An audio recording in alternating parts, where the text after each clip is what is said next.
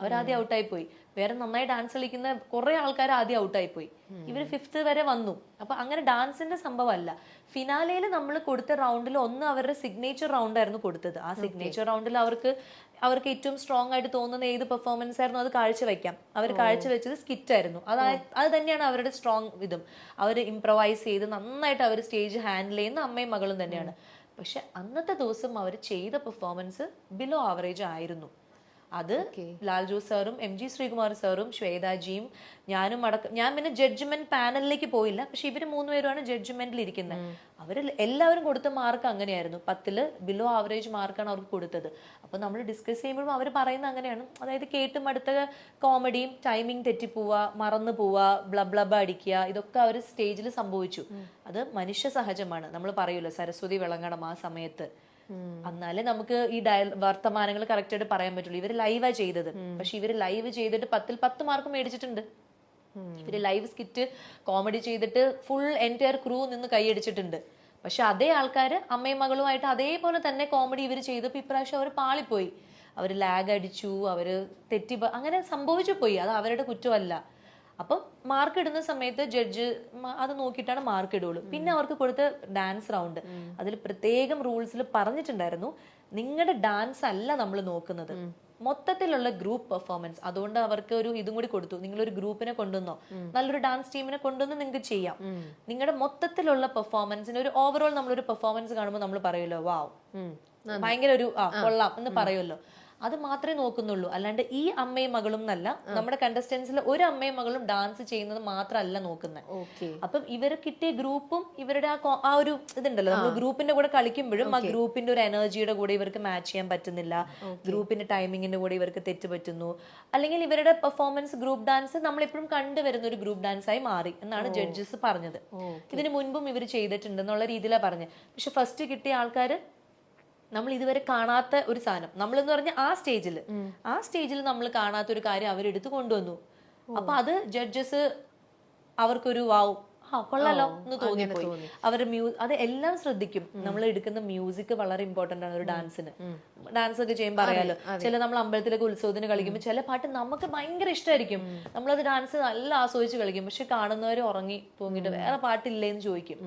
അപ്പൊ നമ്മൾ എടുക്കുന്ന പാട്ട്, നമ്മൾ ആ പാട്ട് എഡിറ്റ് ചെയ്യുന്നതിൽ നമ്മുടെ പ്രോപ്പർട്ടി, നമ്മളുടെ കോസ്റ്റ്യൂം, നമ്മുടെ എക്സ്പ്രഷൻ, നമ്മുടെ ടൈമിങ്, നമ്മുടെ എനർജി, ഒരു 5 മിനിറ്റ് ഡാൻസ് നമ്മൾ കളിക്കുന്നെങ്കിലും ത്രൂ ഔട്ട് ഒരു എനർജി വേണം.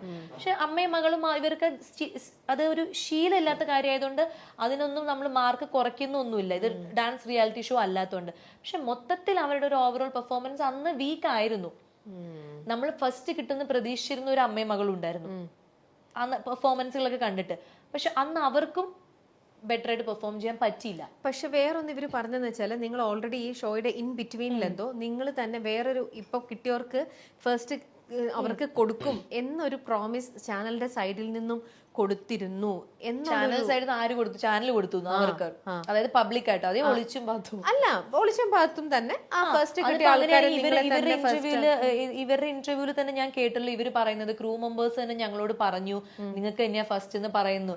അതെന്തറിയോ, ഇപ്പൊ നമ്മൾ ഇവിടെ അല്ല അത് തന്നെ അത് ഇവർക്ക് തന്നെയാന്ന് പറയുന്നത്. അതായത് ഈ ശൈത്യയും ഷീനയും എന്ന കണ്ടസ്റ്റൻസിന് ഫസ്റ്റ് കിട്ടും എന്നുള്ളത് ക്രൂ മെമ്പേഴ്സ് പറഞ്ഞു.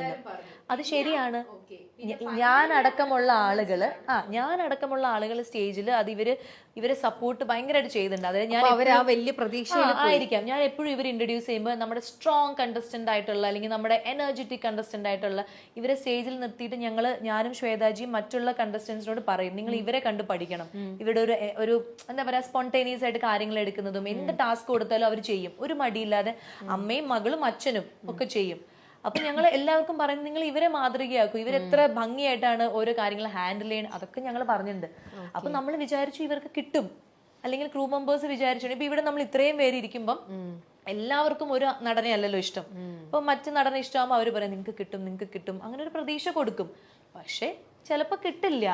അത് വെച്ചിട്ട് അപ്പൊ എനിക്ക് ഏറ്റവും ഞാൻ അവർ ആ സ്റ്റേജിൽ അവർ സപ്പോർട്ട് ചെയ്ത് പറയാത്തതിന്റെ മെയിൻ ഒരു റീസൺ എന്ന് പറഞ്ഞു കഴിഞ്ഞാൽ, എന്ത് തന്നെ ആയിക്കോട്ടെ, എന്ത് തന്നെ ഇഷ്യൂസ് ആയിക്കോട്ടെ, എങ്ങനെ വന്നാൽ അത് പറ്റിച്ചു, അത് എന്ത് വാട്ട് എവർ, നമ്മളൊരു സ്റ്റേജിൽ നിന്ന് നമ്മൾ അത്രയും ഒരു വർഷം ആ സ്റ്റേജ് തൊട്ട് തൊഴുത് നമ്മളവിടെ ഡാൻസ് കളിച്ചു, നമ്മൾ പാട്ട് പാടി, ആ അമ്മയുടെ അരങ്ങേറ്റം ആ സ്റ്റേജിലാണ് നടന്നത്. നമ്മൾ അത് ചെയ്തു. അവർ ഒരുപാട് കാര്യങ്ങൾ ആ സ്റ്റേജ് ചെയ്തു. അവരുടെ ലൈഫിലെ കുറെ നല്ല മുഹൂർത്തങ്ങളും, അവരുടെ എന്തോ വീട്ടില് പ്രശ്നങ്ങൾ ഉണ്ടായിരുന്നു, അത് സോൾവ് ചെയ്തു.